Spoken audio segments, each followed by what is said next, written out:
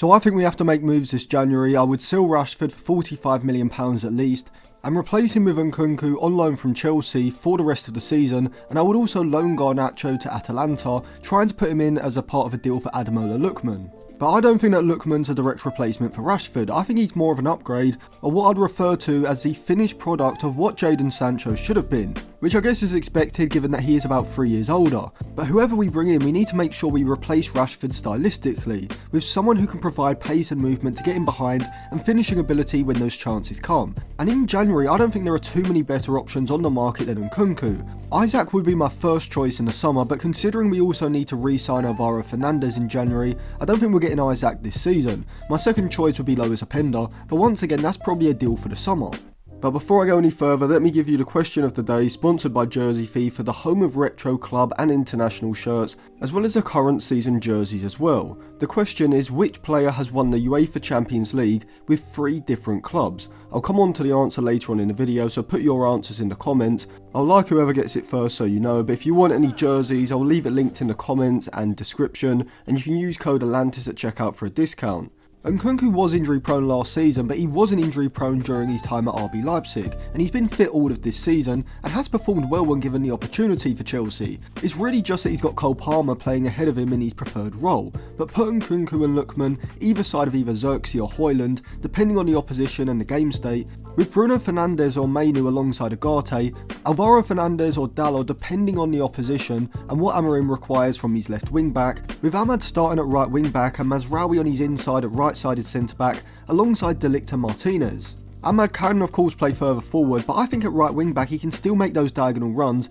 into goal scoring positions as we saw for his goal against City. But in general, I think Ahmad is better when he receives the ball on the flank on the outside of the opposition's defensive shape, rather than starting centrally and receiving it between the lines. Having Nkunku alongside Zirkzee I think would work even better than with Rashford, because Nkunku is far better at receiving the ball in congested areas between the lines, whilst also excelling at making those movements ahead of Zirkzee's deeper movements, starting from those half-space areas, as he did so often for RB Leipzig, and on form, he's a sort of forward who is definitely capable of getting 15 Premier League goals in a season. I think getting him on loan is probably the perfect option. You can get an option to buy as well, because his contract at Chelsea is so long that they don't have to worry about his value decreasing at the end of the season due to his contract status. Just loosely estimating the cost, Rashford is on anywhere between £12.5 to £15 million a season, which would be about £6.25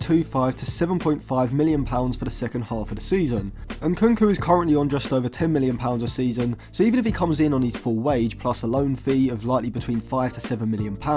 considering you'd probably still value him at about £40 million,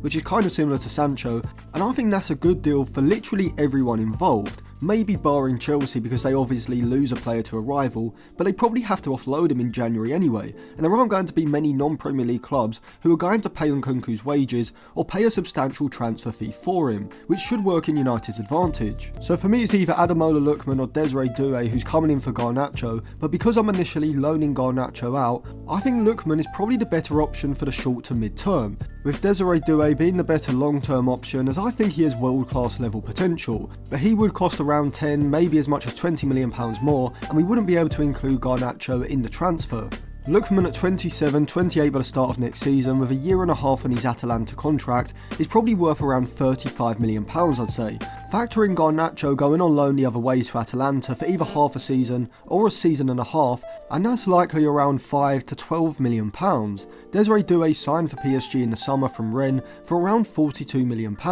and is reportedly already unhappy with his playing time at PSG, having only played 630 minutes, mostly from the bench, and he's still only 19, not 20 until June. So you can definitely see why PSG and Doué would be open to this transfer. And I actually think we should actually be considering maybe moving on Zirkzee and signing Zirkzee Doué in January, because mid to long term I think this could be a shrewd bit of business, and that's because I think Doué has much higher potential than Zirkzee. I know selling Garnacho, Rashford and Zirkzee in January is very audacious, but Lukman, Doué and Nkunku are all doable deals, and as a free I think they would be a massive upgrade on the free we're selling. With all of those three signings bringing the squad attributes which are definitely needed. Desiree Doué's ball carrying and dribbling from central areas, Lukman's interplay between the lines and end product in the final third, and Nkunku's movement in behind into goal scoring positions and the ability to finish from those positions as well. United would have to be busy in January, but really we have to be busy because we didn't do enough business in the summer, and not even just that, the whole Ten Hag situation has set us back probably about a year,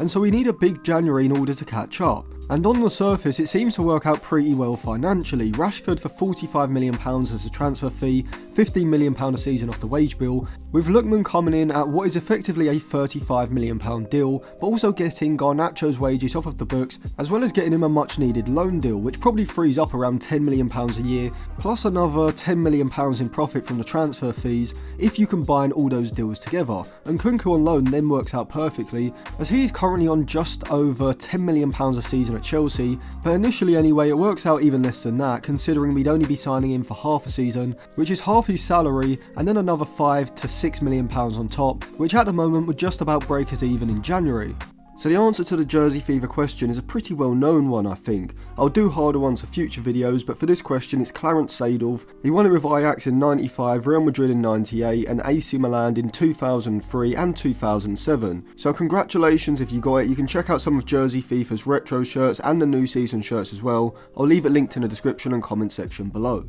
So in this hypothetical situation, we've sent Garnacho out on loan to Atalanta in Syria, at least for the second half of the season, or preferably 18 months, with the hope that going into one of the most progressive and exciting teams in Europe under a manager like Gasperini, away from the spotlight of the British press and the Manchester United pressure that surrounds the club, and begin to develop into an elite level player, becoming the long-term Rashford replacement that he was initially thought to be. And Garnacho actually reminds me of three different players, and I'm going to come on to who those players are when I talk about Garnacho's loan in a bit more detail in just a minute. But what about Zirkzee and Desiree Doué? So I'm on the fence with the Zirkzee one because I do really like him as an option in Amorim's front line. However, the issue is that because of his limited skill set, he's rather one-dimensional. For example, whilst his lack of pace certainly doesn't make him a player who can't become elite, it does still hinder him in certain phases of play, such as when there's space for him to either drive or run into. The reason why, when comparing player for player, I prefer Doué to Zirkzee is mainly because Doué just has a more complete skill set and can also operate in a number of different roles, which I think is something that's been massively overlooked when it comes to building this United squad. Euro and De Ligt can really only play as centre-backs and aren't good enough with their left foot to really be able to play as a left-sided centre-back long term. Ugarte is a very underrated player, but the issue with him is that he's so specialised as a destructive, aggressive ball-winning midfielder that his skill set isn't complete enough for him to be as good with the ball as he is without it, such as when he's pressing aggressively in the opposition's half, or breaking up play in the middle or the defensive third, and the same goes with Casemiro and Eriksen, who are both very limited in what they can do and the roles they can play. And that's the same with United's forward line. Amorim needs attackers who can play in any of the roles across the front three, without a significant drop-off in their performance level role to role, whilst also being a lot better physically and athletically. Rashford and Garnacho both have the athleticism and the pace but not the versatility. Zirkzee has neither. Bruno Fernandes has the versatility but not the athleticism. Ahmad has the athleticism but not the versatility in the front line just yet in his game. Obviously he is versatile enough to be able to play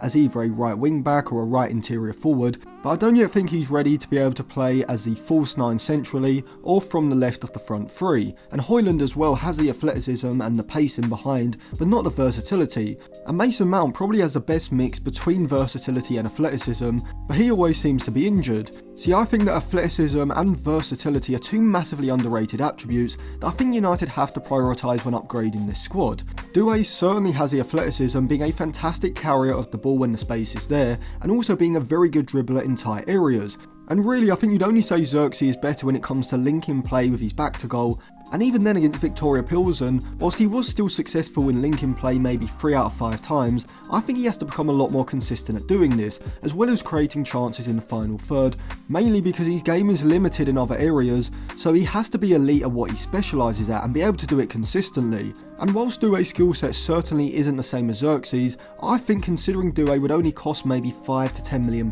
more than what United could probably get for Zirkzee in January, it should at least be a deal that United consider. So Lukman in with Garnacho going the other way on loan, and Nkunku also on loan from Chelsea, and he and Lukman either side of either Højlund as a more advanced centre forward providing runs in behind, or Doué playing more of Zirkzee's false 9 role. which I think in a lot of games could actually be Amorim's best front three because of how incredibly fluid it would be. And this is because I think Lukman and Nkunku and Doué, all fairly comfortably and interchangeably, can play in any of the positions across the front line, being able to drop off and entice the opposition centre-backs high up the pitch before a well-coordinated pattern of play allows one of them to spin off their man and get in behind into a central position, or alternatively, if the opposition centre-back drops off, just as Ruben Diaz did against Højlund in the Manchester derby just before he created that chance for Bruno Fernandes, all three of Lukman, Nkunku and Doué can receive the ball, turn and drive into space before looking to create a chance around the box. Now on current form, Lukman is playing like an elite level player, but given that he has been playing in Serie A under a Gasperini side which is going to get the best out of him and is 28 by the start of next season, there of course is an element of still being unsure, but given the price and the opportunity to send Garnacho the other way, I think it's a deal that's definitely worth doing. Nkunku, if he gets back to his Leipzig form, I think has the potential to be one of the best attackers in the Premier League, which I have faith he can do, particularly when playing in a narrow front three, which I think suits his skill set, particularly when playing alongside a false nine, who is going to be able to open up space in the defensive line through their deeper movement, as someone like Zirkzee Doué can. Doué has that kind of Sancho, Neymar, Musiala vibe, being able to have the ball almost completely under his control when he's dribbling and carrying it, and I would actually class him as a generational talent, because I literally think he could play in and be elite in 3 or 4 different roles, both in the midfield and forward line. In Ruben Amorim's side specifically, I think his best role would be as a player in the front three, dropping the deepest, looking to aid the build-up and the ball progression into the middle and final third,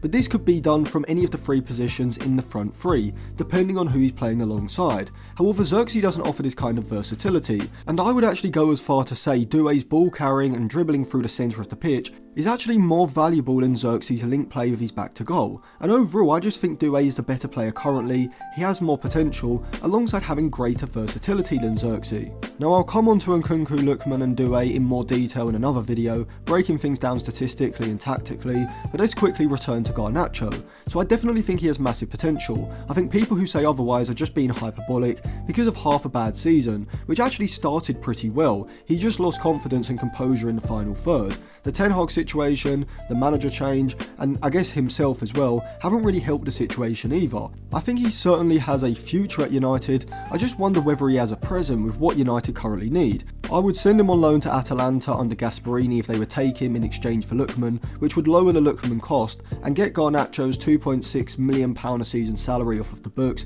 which over the course of 18 months would probably save us around £4 million in total. He gets to play away from the pressure at Manchester United in a Gasperini system that I think is set up to get the best out of the forward line, because of how progressive and offensively minded Gasperini is as a coach, and with Lukman going to United, he would effectively be his replacement on that left side of the attack. And just like Lukman, I think give Garnacho 18 months to develop his mental and physical attributes, and I think he comes back to Manchester United in the summer of 2026 as a significantly better player. Now coming back around, the 3 players that Garnacho reminds me of at the moment stylistically are Julian Alvarez, Gabriel Martinelli and Ezequiel Lavezzi. I think he's got the same ability to read play and get into goal scoring, dive into the space and be a threat when breaking in behind his fullback and getting close to the byline. But like Martinelli, he hasn't refined his composure or his decision making in the final third, and I think Lavezzi or Lukman could, instead looking to break in behind into goal scoring. Let me know your thoughts in the comment section. I'll do a separate video on Garnacho,